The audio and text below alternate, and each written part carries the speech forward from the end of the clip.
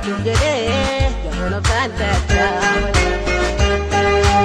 Eededa jireenyaa yaabbachuudhaaf deetiin qe'ira qaqqaabate. Na jalaa shirgigaata akka bahuu ni jibbaata.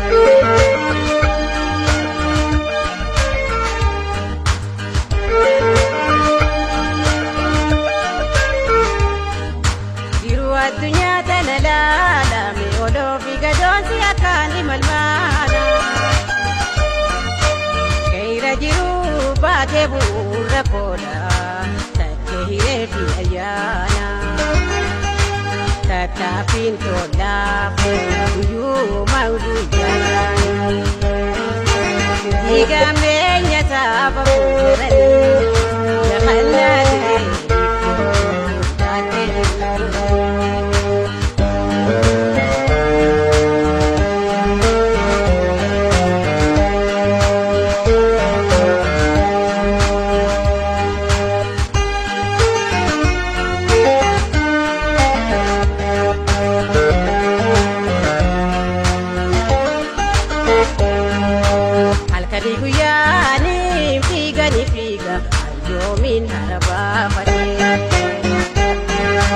Hojjate jireenya koo fooyyeffachuuf jedhee jaboon obsaan tattaafate.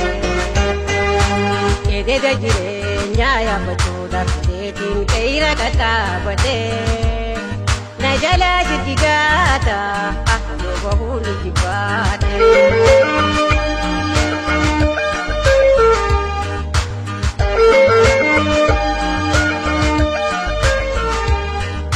Iftuu qe'ira duuba mul'atu barraaqaa jiru ija laaluun hin arga.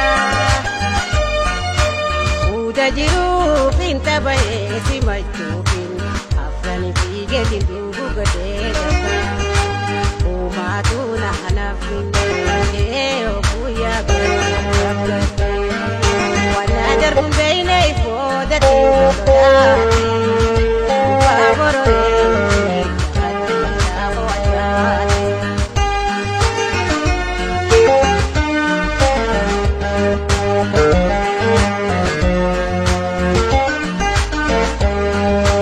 Halkanii guyyaanii fiiganii fiiga ayyoomiin harabaafate.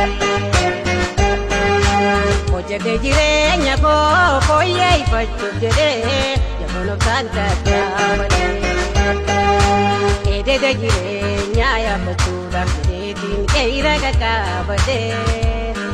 Na jalaa shirgigaata akka bahuu ni jibbaate.